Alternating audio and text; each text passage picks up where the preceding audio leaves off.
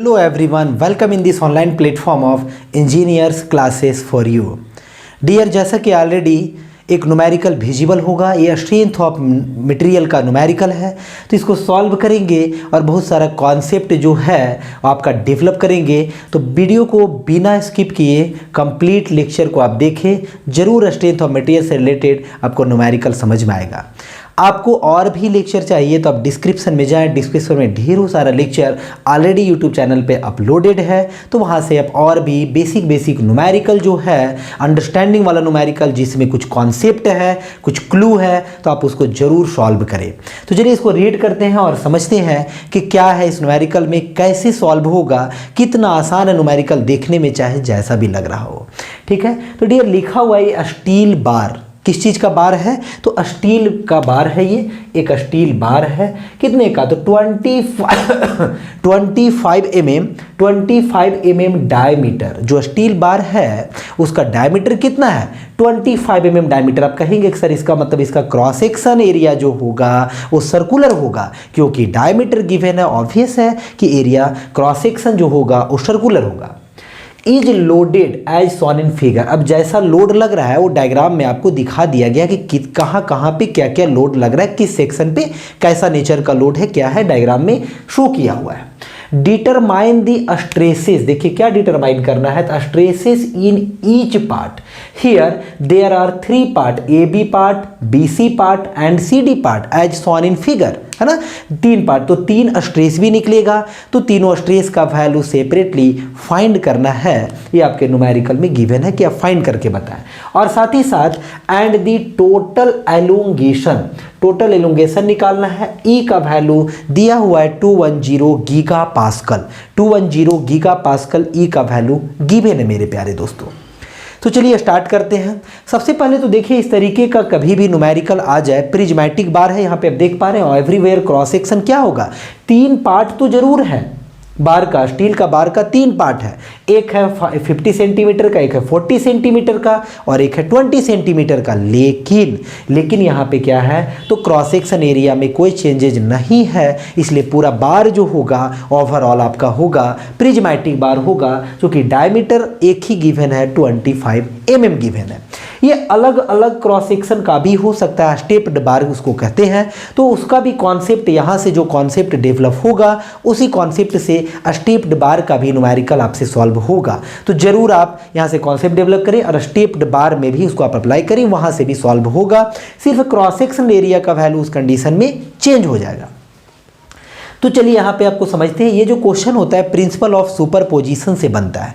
यदि आपको पूछा जाए टोटल इलोंगेशन कितना होगा, here there are 3 sections, A B sections, B C sections and C D section, 3 section है, तो टोटल इलोंगेशन कितना होगा? टोटल इलोंगेशन का वैल्यू जो होगा, जो अलग अलग जो आपका सेक्शन है उसमें जो एलोंगेशन का वैल्यू होगा उसका समेशन ही टोटल एलोंगेशन होगा। ये प्रिंसिपल ऑफ सुपरपोजिशन, ये प्रिंसिपल ऑफ सुपरपोजिशन के अकॉर्डिंग यही बोला गया है कि जो टोटल एलोंगेशन का वैल्यू होगा वो होगा summation of elongation of each part, summation of elongation of each part या इंडिविजुअल पार्ट। ठीक है, तो चलिए उसी को अप्लाई करेंगे। लेकिन उससे पहले अब और भी देखें कि ये आखिरकार क्वेश्चन, सबसे पहले तो आपको देखना है, केयर ये करना है कि क्वेश्चन 100% सही है कि नहीं, मतलब कि डायग्राम जो गिवन है वो बैलेंस्ड डायग्राम है कि नहीं, बैलेंस है कि नहीं, इक्विलिब्रियम में डायग्राम है कि नहीं, इक्विलिब्रियम में है कि नहीं, चेक करने के लिए टोटल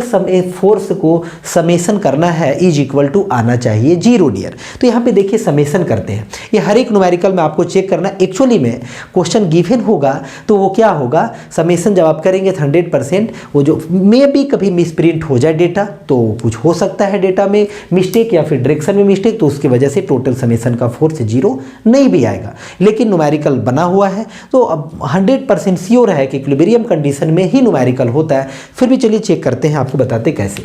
तो सबसे पहले क्या करना है, तो टोटल समेशन का फोर्स करना है एक्स डायरेक्शन में, क्योंकि एक्स डायरेक्शन है, कितना होगा।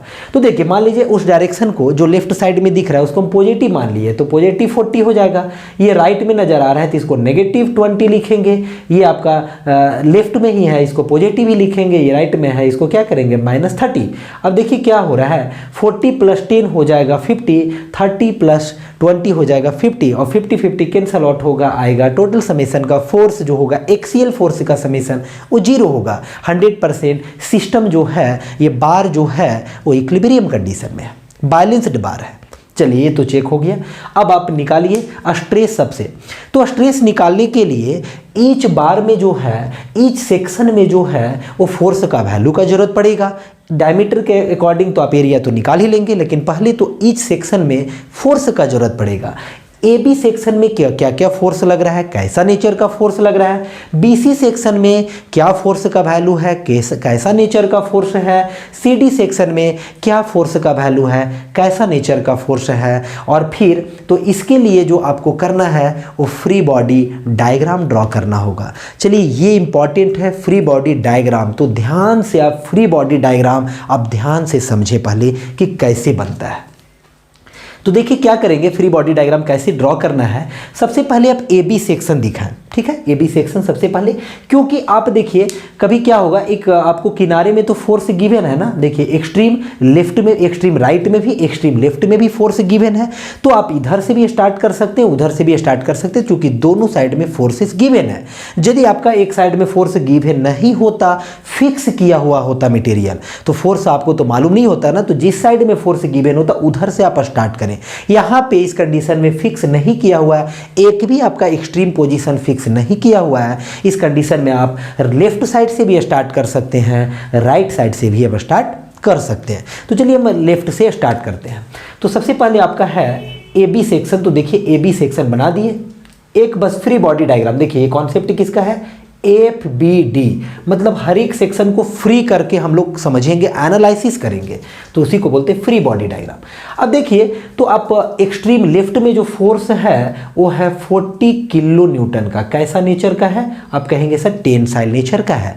तो ये इक्विलिब्रियम में तभी रहेगा जब इधर से भी आप 40 किलो न्यूटन अप्लाई करेंगे, तभी ये सेक्शन जो होगा ए बी सेक्शन वो किस में रहेगा, इक्विलिब्रियम कंडीशन में रहेगा। क्योंकि आप 40 सप्लाई करेंगे, इधर यदि कोई दूसरा वैल्यू होगा तो ये सेक्शन जो है वो पूरे बार को छोड़ करके अलग हो जाएगा। ये आप इक्विलिब्रियम का कंडीशन मान करके बना रहे हैं। इक्विलिब्रियम में क्या होगा, यदि 40 एक्सट्रीम लेफ्ट में अप्लाई हो रहा है तो ऑब्वियस है सिर्फ इंडिविजुअली यदि ए बी सेक्शन को समझें तो इधर भी जो होगा नेचर अपोजिट होगा, लेकिन मैग्नीट्यूड में कोई फर्क नहीं होगा। यानी 40 is your magnitude, here also 40 is your magnitude, but nature is opposite, this is towards left, this is towards right. Nature opposite होगा लेकिन मैग्नीट्यूड सेम रखना है। अब बीसी सेक्शन बनाइए। अब आप यहां पे बनाइए बीसी सेक्शन, कहीं भी आप बना सकते हैं, ये बीसी सेक्शन जैसा सेक्शन है। अब देखिए बी और बी सेक्शन तो एक जगह पे जुड़ा हुआ है ना, आखिरकार ये बार जो है कंप्लीट बार तो ऐसा दिख रहा है ना, ये तो अलग अलग तो नहीं है, अलग अलग एनालिसिस कर रहे हैं, समझ रहे हैं।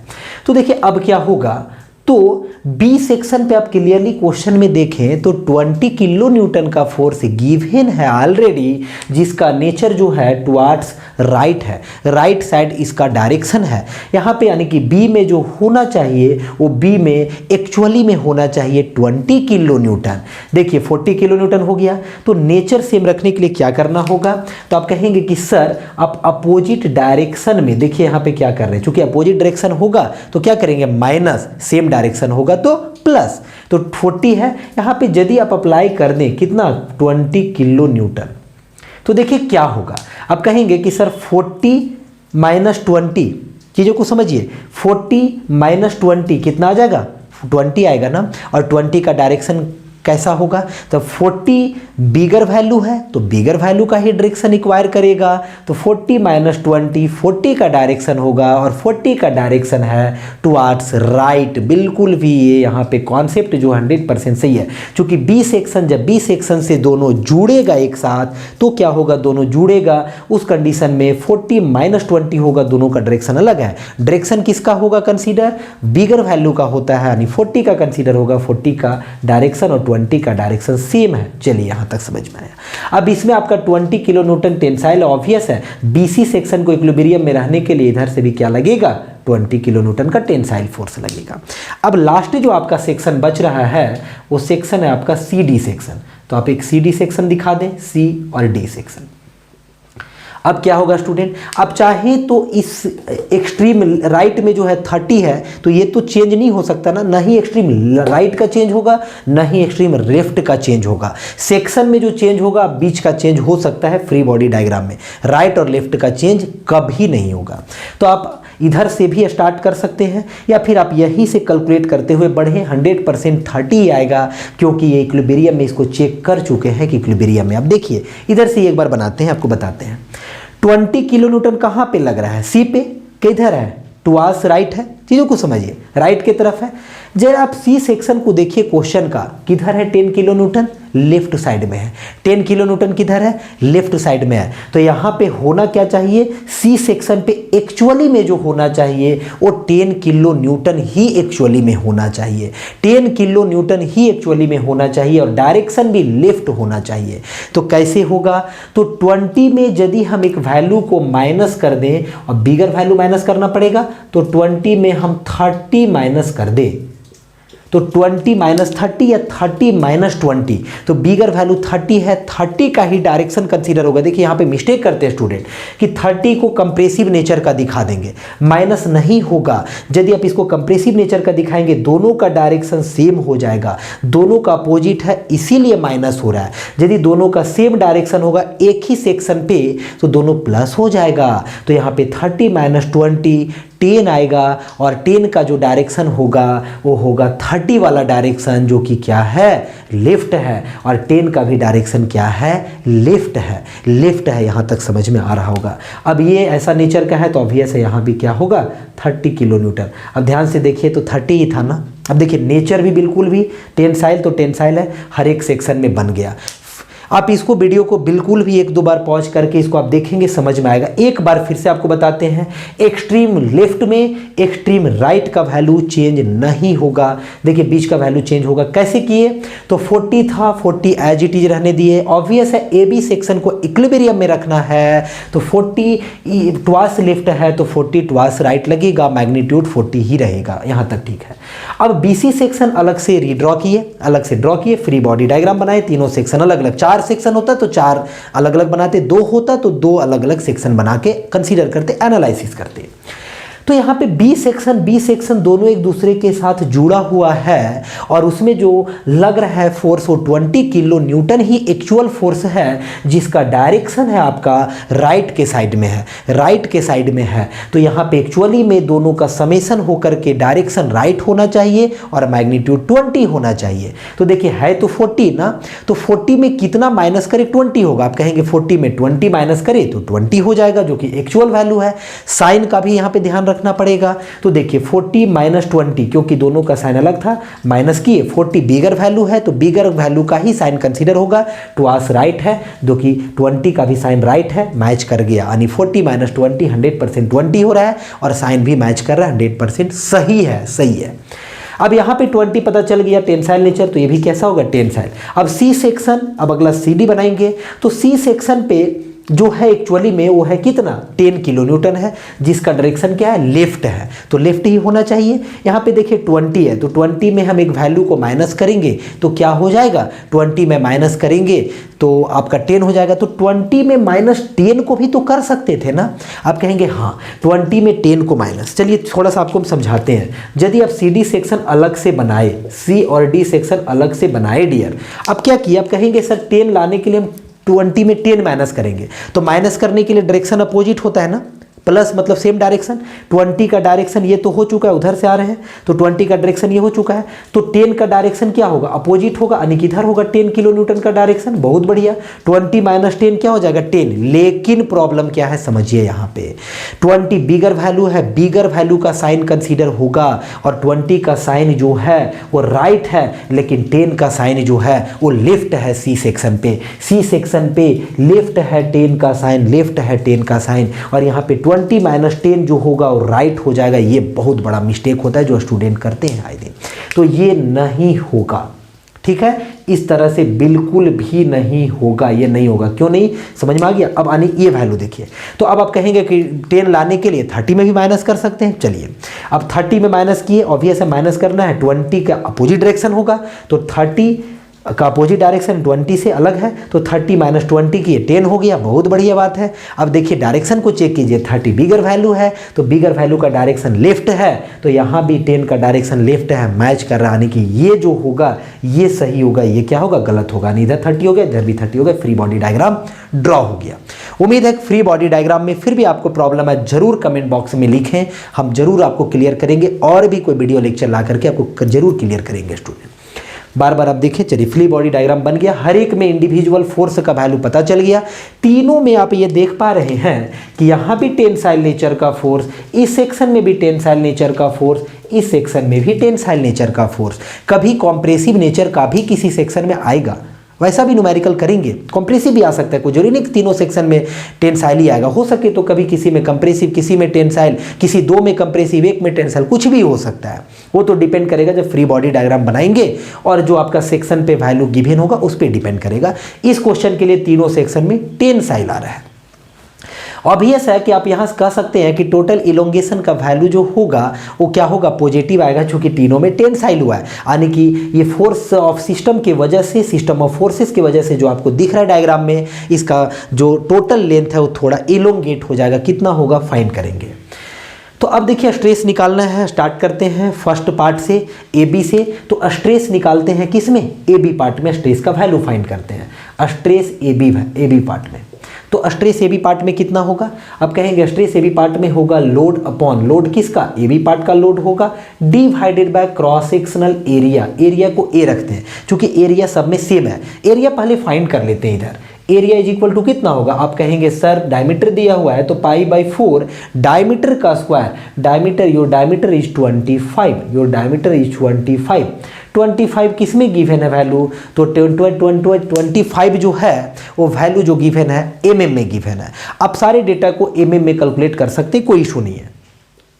ये सेंटीमीटर जो है इसको भी mm में कन्वर्ट कर देंगे तो इतना स्क्वायर हो जाएगा। इसको यदि कैलकुलेटर से सॉल्व करेंगे तो देखिए कितना आएगा, साइंटिफिक कैलकुलेटर से आपको सॉल्व करना है क्योंकि एग्जाम में बिल्कुल भी साइंटिफिक कैलकुलेटर अलाउ होता है।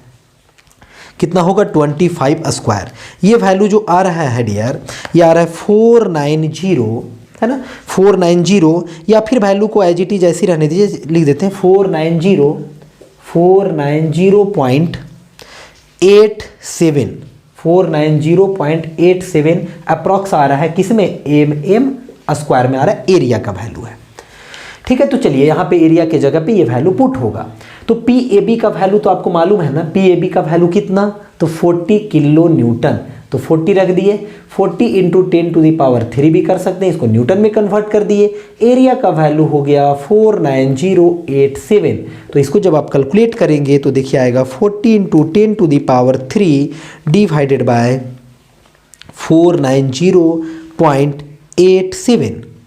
ये वैल्यू जो आ रहा है वो आ रहा है डियर 81.49, ठीक है, newton per m square is your answer first part में।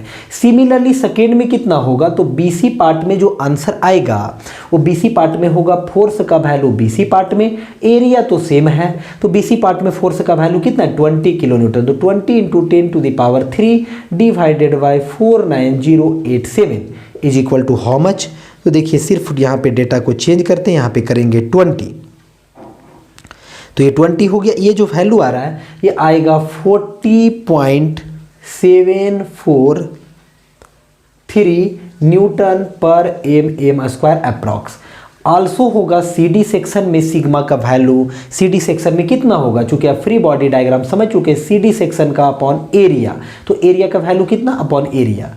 अब इसका वैल्यू जो है वो आया 30 kilo newton, 30 into 10⁻³ divided by कितना होगा, तो डिवाइडेड बाय एरिया का वैल्यू होगा 49087 is equal to how much. तो देखिए यहाँ पे 30 सिर्फ चेंज करेंगे, डेटा में यहाँ पे होगा 30, तो ये वैल्यू आएगा 61.1 11 आएगा Newton per m square.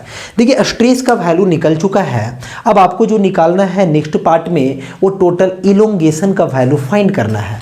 Stress का वैल्यू यहाँ से क्लियरली आपको समझ में आ रहा है कि स्ट्रेस का वैल्यू जो है निकल चुका है। अब इलोंगेशन फाइंड करेंगे तो एलोंगेशन हर एक में होगा, इसमें डेल एल ए बी होगा, डेल एल बी सी होगा, डेल एल सी डी होगा। देखिए इसको आप मिटाते हैं, ये वाला तो वैल्यू नहीं होगा, क्यों नहीं होगा समझ में आ रहा है। चलिए यहाँ पे आपको बताते हैं 9 इलोंगेशन के लिए। तो इलोंगेशन के लिए वैल्यू जो टोटल एलोंगेशन होगा, टोटल डेल एल का वैल्यू वो कितना होगा। तो आप जानते हैं प्रिज्मेटिक बार के लिए हम ऑलरेडी प्रीवियस लेक्चर में ही ये फॉर्मूला भी ड्राइव करके बताए हैं कि एक बार में जो होता है, जो प्रिज्मेटिक होता है, जिसका क्रॉस सेक्शन चेंज नहीं करता है, PL अपॉन AE होता है। तो यहाँ पे आप लिखेंगे डेल एल कौन सा सेक्शन का, AB सेक्शन का, प्लस डेल एल जो होगा, चूंकि सारे में प्लस होगा, सब टेंसाइल नेचर का इसलिए प्लस होगा। कंप्रेसिव जहां पे होगा उसके पहले माइनस होता, BC होगा प्लस क्या होगा, तो डेल एल जो होगा वो CD सेक्शन होगा। तो डेल एल AB जब फाइंड करेंगे तो अब देखिए P का वैल्यू आपका कॉमन नहीं है, लेकिन एरिया और E का वैल्यू कॉमन है। तो आप ऐसे निकाल सकते हैं 1 अपॉन, ठीक है, आप एक स्टेप और लिख ही देते हैं। तो देखिए कितना होगा, PAB होगा इंटू क्या होगा, एल किसका, AB का, डिवाइडेड बाय AB का लेंथ होगा, डिवाइडेड बाय क्या होगा, area into E। Area into E जो है वो सारे के लिए सेम है, इसलिए AB लिखने का कोई रिक्वायरमेंट नहीं है। प्लस क्या होगा, तो P यहाँ पे होगा BC का, लेंथ होगा BC का, divided by area into E, plus PL upon AE। PL upon AE formula होता है डेल एल का।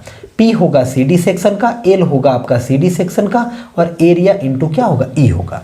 यहाँ से देखिए आप चाहे तो 1 अपॉन AE को कॉमन ले सकते हैं, बचेगा PAB। डायरेक्ट वैल्यू पुट करते हैं तो PAB का वैल्यू कितना होगा, यदि आप न्यूटन में पुट करेंगे, चूंकि ये डेटा देखिए, अब E का डेटा को देखिए जरा ध्यान से, यहाँ यूनिट का खेल है। एरिया का वैल्यू को mm में लिखेंगे, E का वैल्यू को भी लिखेंगे mm में ही। तो mm में कितना होगा आप जानते हैं, गीगा पास्कल। प्रीवियस लेक्चर से ही मेरा कि गीगा पास्कल में क्या होता है कि 1 गीगा पास्कल, देखिए यहाँ पे लिख दे रहे हैं 1 गीगा पास्कल जो होता है वो होता है 10⁻³ न्यूटन पर mm स्क्वायर के बराबर। 10⁻³ न्यूटन पर mm स्क्वायर के बराबर होता है। तो यहाँ से आप जो हैं वो बिल्कुल भी, आप चाहे तो इसको ऐसे भी लिख सकते हैं, 10⁻³ नहीं लिख सकते, आप लिख सकते हैं 1 किलो न्यूटन पर mm स्क्वायर भी लिख सकते हैं ना, ये भी आप डेटा बिल्कुल भी लिख सकते हैं। तो चलिए यहाँ से डेटा को पुट करते हैं, किलो न्यूटन वाला ही रहने देंगे, चूंकि P का वैल्यू जो है वो किलो न्यूटन में ही एज इट इज रहने देंगे, यहाँ पे न्यूटन में चेंज नहीं करेंगे, ठीक है। तो P का वैल्यू को किलो न्यूटन में ही कितना है, तो AB सेक्शन में 40 है, 40 किलो न्यूटन में रहने दिए हैं। E का वैल्यू को भी किलो न्यूटन में ही रखेंगे, ध्यान रहे। यदि हम इसको न्यूटन में चेंज करेंगे तो E का वैल्यू को भी आप 10⁻³ न्यूटन पर mm स्क्वायर वाला वैल्यू पुट करें, है ना, ऐसे ही फाइनली कट ही जाता। तो 40 होगा इंटू लेंथ का वैल्यू, यहाँ पे ध्यान दीजिए, लेंथ का वैल्यू आपको जो पुट करना है डियर, वो लेंथ का वैल्यू पुट करना है, सेंटीमीटर में दिया हुआ है, mm में पुट करना है, mm में पुट करना है। यदि आप सेंटीमीटर में ही रखने हैं तो डेल एल का वैल्यू सेंटीमीटर में आ जाएगा, यहाँ पे हम mm में पुट करेंगे, ठीक है, mm में ही आंसर लाएंगे, डायरेक्टली mm में पुट करेंगे। आपको मालूम होगा कि 1 सेंटीमीटर इज इक्वल टू होता है 10 mm, चूंकि आप जानते हैं 1 मीटर इज इक्वल टू होता है 1000 mm, तो 100 सेंटीमीटर भी हो सकता है इज इक्वल टू 1000 mm हो सकता है, यहाँ समझ सकते हैं ना। तो ये बताइए 1 सेंटीमीटर इज इक्वल टू कितना होगा, यहाँ से कटेगा तो आप कहेंगे सर 10 mm होगा, ये लर्न करके रखें। तो यानी कि 500 mm हो जाएगा, यहाँ पे कितना हो जाएगा, तो आप कहेंगे ये 400 mm हो जाएगा और ये 200 क्या हो जाएगा, mm हो जाएगा। तो यहाँ पे वैल्यू को पुट करेंगे, देखिए कितना 500 पुट करेंगे, प्लस PB का इसका वैल्यू कितना है 20 है, किलो न्यूटन में रहने देंगे, इसका वैल्यू को पुट करेंगे 400 प्लस ये पुट करेंगे आपका कितना, तो 30 किलो न्यूटन है, 30 इंटू लेंथ जो है वो कितना है 200 mm है। डेटा को पुट कर दिए। यहाँ से अब आप चाहे तो देखिए क्या कर सकते हैं, ये वैल्यू को हम डायरेक्टली लिखेंगे, कितना लिखेंगे, ऑब्वियस है E का वैल्यू को किस में लिख रहे हैं, किलो न्यूटन में, तो कितना होगा, तो 210 kilo Newton per m square होगा। क्योंकि 1 गीगा पास्कल जो होता है 1 kilo Newton per m square के बराबर, तो 210 गीगा पास्कल कितना होगा, 210 kilo Newton per m square के बराबर होगा। उस वैल्यू को यहाँ पे एज इट इज पुट करेंगे। तो देखिए कैलकुलेटर से कितना आता है, पहले तो इस वैल्यू को फाइंड कर लेते हैं। इस वैल्यू को पहले फाइंड कर ले, सारे वैल्यू को एक साथ फाइंड करते हैं। 1 डिवाइडेड बाय एरिया का वैल्यू है 490.87 इंटू ई का वैल्यू कितना पुट करेंगे, तो 210 पुट करेंगे, ब्रैकेट कितना होगा, तो वैल्यू जो होगा वो होगा 40 इंटू 500 प्लस आप लिख सकते हैं 8000, ठीक है। 4 इंटू 2 क्या होगा, 8000 होगा, प्लस आप लिख सकते हैं, यहाँ पे भी लिख सकते थे, यहाँ पे भी डायरेक्टली लिख सकते थे। 5 इंटू 4 कितना होगा, 20 पे कितना होगा 000, तो 20,000, ठीक है। थोड़ा कल कैलसी में जब पुट करें तो थोड़ा ध्यान से पुट करें। यहाँ पे भी लिख सकते हैं 3 इंटू 2 यानी 6 पे 000 लिखेंगे आप, है ना। इसको जब आप कैलकुलेट करेंगे तो देखिए आ रहा है 0.3298 आता है, 0.3298 आता है, 0.3298 किस में आएगा, एमएम में आएगा, ध्यान रहे। एरिया का वैल्यू पुट किए हैं कैलकुलेटर में, ई का वैल्यू 210 किलो न्यूटन पर एमएम स्क्वायर पुट किए हैं, 40 किलो न्यूटन में रहने दिए क्योंकि ई का वैल्यू किलो न्यूटन में लिखे हैं, 500 एमएम में लिखे हैं, सेंटीमीटर नहीं रहने दिए। यदि आप सेंटीमीटर छोड़ देते तो आंसर सेंटीमीटर में आता, बाद में फिर 10 से मल्टीप्लाई करके आप कर सकते थे एमएम में, ठीक है। एरिया का वैल्यू तो एमएम स्क्वायर में है, सारा यूनिट में 0.3298 एमएम आया। ये टोटल इलोंगेशन का वैल्यू है डियर, टोटल इलोंगेशन। जो ये सिस्टम ऑफ फोर्स आपको दिख रहा है इसमें जो आया है वैल्यू, ये टोटल इलोंगेशन का वैल्यू है कि टोटल इलोंगेशन कितना होगा, तो ओनली 0.3298 एमएम होगा। है कितना ये, तो आप कहेंगे 500 प्लस 400 900 प्लस 200 कितना होगा 1100। 1100 टोटल लेंथ है, 1100 एमएम टोटल लेंथ है, इलोंगेशन हुआ है ओनली 0.32 और 1100 के कंपैरिजन में इलोंगेशन क्या हुआ है, टोटल पॉजिटिव हुआ है, इलोंगेशन हुआ है, कितना हुआ है, तो आपका बहुत ही कम हुआ है, नेग्लिजिबल हुआ है। इसीलिए आपको हो सके तो खुला आंख से ये इलोंगेशन नहीं भी दिख सकता है।